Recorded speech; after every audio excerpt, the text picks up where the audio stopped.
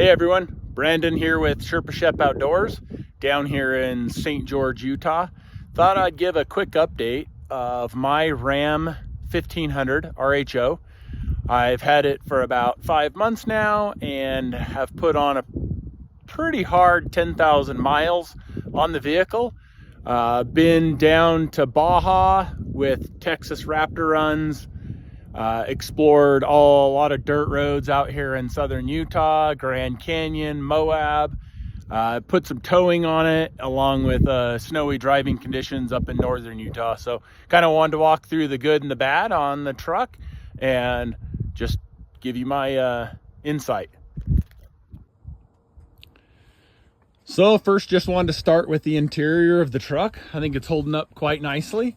I can tell you, I think maybe I'm biased because it's a Ram, but the interior of this vehicle, I think, is by far the best on the market for an off-road truck of its nature, with the big screen, heated and ventilated front and rear seats, tons of leg room. I mean, I'm 6'5" and I can sit back here. I think it's really nice that these back seats come with reclining seats, which is super nice.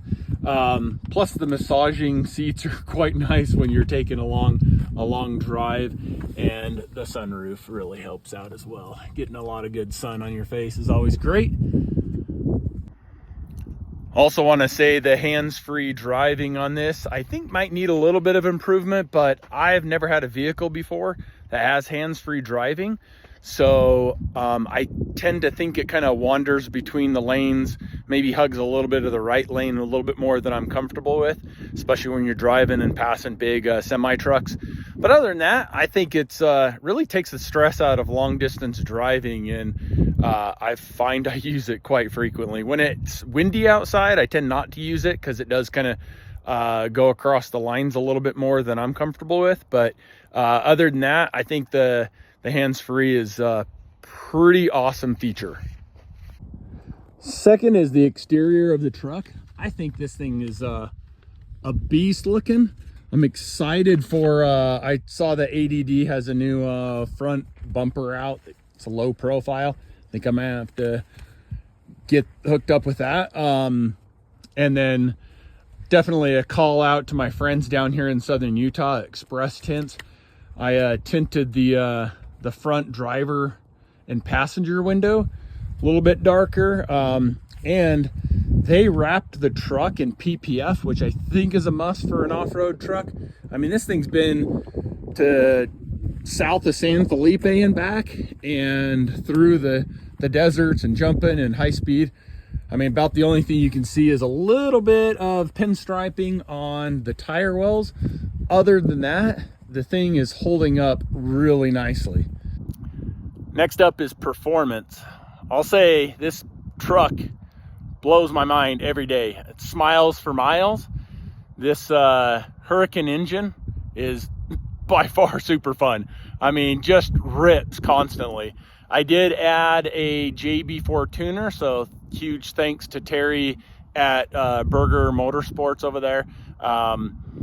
Worked with those guys to dial in the settings on the truck, and I think running 91 octane at map 1, I've been able to hit 4.4 seconds 0 to 60 and 11.5 0 to 100, which is pretty freaking fun. And then when we went on a trip to Baja down into California, I was able to get and mix a little bit of E85 in there, plus some octane booster, and ripped across the desert. It was super fun. I can't say enough about the engine. Just pulls for forever. When we were down in Baja, we were doing some drag races against the V6 EcoBoost, you know, in the Ford Raptor, and this truck by far blew those out of the water, which was pretty freaking fun.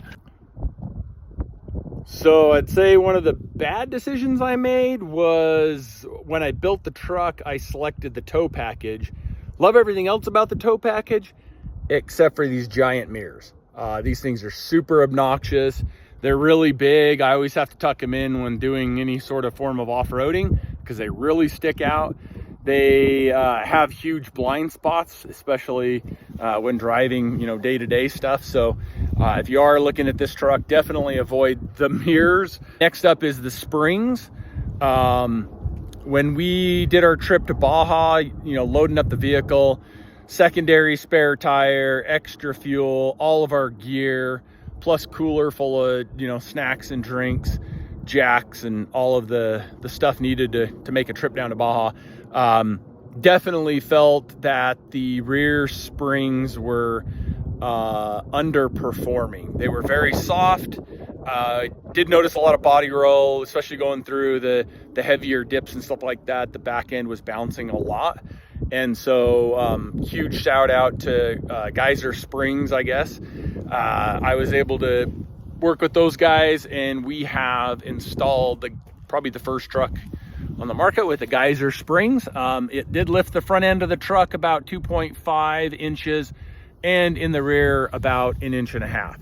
So I find that they kind of stiffened up the ride just slightly, not too bad, but I really like a stiffer suspension. I think it feels more planted to the ground. And then when we add a little bit more weight, especially towing, definitely performs a lot better.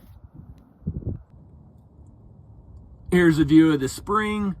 It's Geyser Springs. They're a dual rate spring, so you get a softer top and bottom fill, plus a heavier duty spring in the middle of the truck. There's been a lot of comments on the different YouTube channels out there about the batteries dying.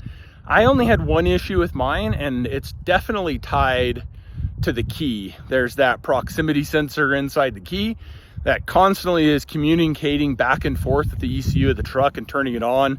And I believe that leads to premature battery wear and failure.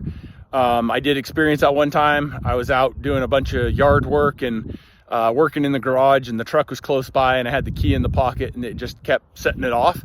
And ultimately the next morning went to go to the gym, and the truck was dead. I called the dealer, brought it down to them, checked it out. They were able to charge the battery pretty quickly, did some more diagnosis, let it sit overnight. No real issues with it, and I haven't had anything since. So definitely I think that's you got to keep an eye on these key fobs, keep them at least probably 20 or 30 feet away from the truck. One of the things that I did adjust was the setting in the display, and I shut off that auto wake up feature. I just would rather be more conservative on the battery side, and so you don't have to worry about that thing dying. Next up is the fuel side. You know, definitely running 91 octane is a must on this truck. I've noticed that if you put anything less, it definitely lacks the performance. I've seen other people out running 85. When we were in Baja, I must have got bad gas. We stopped and I filled up with 91 octane, but it was either watered down or running like 85 octane or something. But the next day we had no performance at all out of the truck. It was running like you were in a V6 truck, no turbo power. I messaged JB4 Tuner.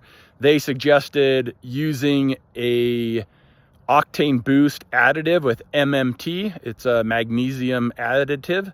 And so was able to finally get some of that octane booster put in there with a different gas, and man, truck came alive and was you know, back to ripping full Baja mode.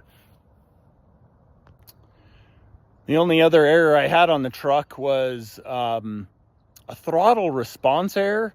It was super strange.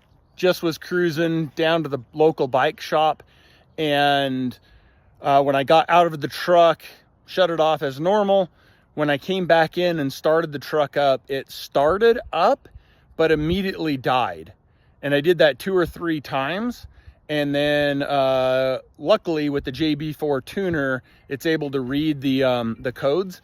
And those codes were displaying a throttle response error. So I Googled the code, and it recommended to start the truck, but not turn on the engine. you slightly press the throttle down, then release the throttle, shut the truck off, and then start the truck. And when I did it, it came back and was totally fine, except for when I got on the freeway and punched it, I had no turbos, which was interesting because it still had the error in the ECU. And so when I got home, I reset the battery connection, which was another recommendation on Google search. When I reset the battery, it cleared all the codes and the truck was back to normal. Haven't had anything since then.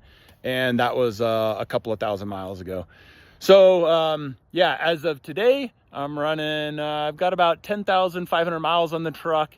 And besides those couple of minor issues, you know, this freaking thing is sick. So absolutely love the truck. If you have any questions on anything, definitely hit me up. So before I close out the YouTube video, I thought I'd just give a quick overview of some of the additions I put on the truck, mostly to make it Baja ready and some extra little features. So I got the Diode Dynamics dust lights up on there with their hood mount, which I think is super nice. Used another solution before, it didn't quite work out very well. I think it kind of lifted the hood. Feel free to message me on the back end and I can provide you some guidance there if you have any suggestions. But Diode Dynamics worked out really well. Shifts and Grins fabrication. These guys are super sick to work with. They have the mount for the RAM1500 RHO and TRX that mounts under and behind the bumper there. Their Diode Dynamics light bar makes it look super stealthy. Nice little upgrade. I already mentioned the geyser springs. That was a huge upgrade to the truck. I did put in Starlink with a mount just on Amazon. So that's the Starlink mounted to the sunroof. Works out really well. I wired it behind there, wrapped it around down through the wall under the seat, and just plugs it directly into the back of the truck. So a couple of nice things is the bed cover. We went with the Mopar hard tonneau cover, which works out really nice. Added the Diode Dynamics dust lights on the top, and also a huge shout out to Bulletproof Diesel. They make a third tail light, brake light mount for the Ram RHO and TRX. That's a dual antenna, dual rigid dust light setup. Pretty easy to install. I think it looks pretty sick. Works out really good off-roading. Little bit challenging with the cables. You have to kind of run them through the ceiling and then down through the sidewall up underneath the seat to be able to power the lights. Have them all tied into the aux switches, which works out really nice. You can turn it on super easy. And then one of the other nice ones that was also from Shifts and Grins are the nice Diode Dynamic pod lights. So in the bed of the truck, we did the really nice strap down here for the secondary spare tire that lays flat on the truck bed.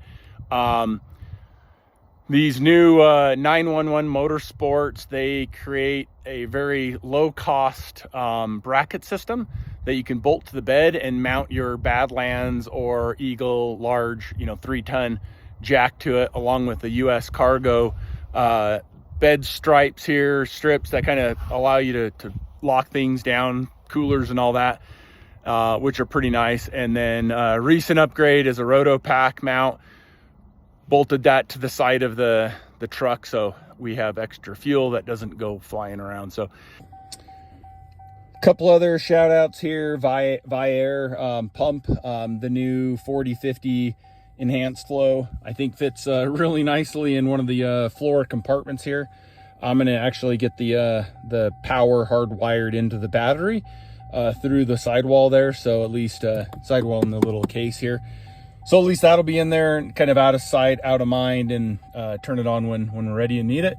And then it fits like the hose underneath here, really nice. Got the nice race radio, so it just sits underneath here when we're out doing it. Matt's off-road. Recovery rope fits underneath the back seat nicely, along with the coiled up RF cable for the antenna that would connect into the race radio. And then another kind of nice thing to have, not a must, but is like an EcoFlow battery pack. So when we are off-roading, constantly starting and stopping, I don't like to unplug the Starlink, so I actually plug the Starlink into here, plug the race radio into here, so that way this guy is actually just kind of using that for the battery power for the extra devices, so that we're not you know, draining the battery on the truck at all. So kind of a nice little addition. But yeah, that's about it. I think that kind of wraps it up as far as the truck review. Yeah, thanks for taking the time. Subscribe to the channel, watch a lot of the content. We're always out in the desert or doing a lot of outdoor activities. So thanks, guys.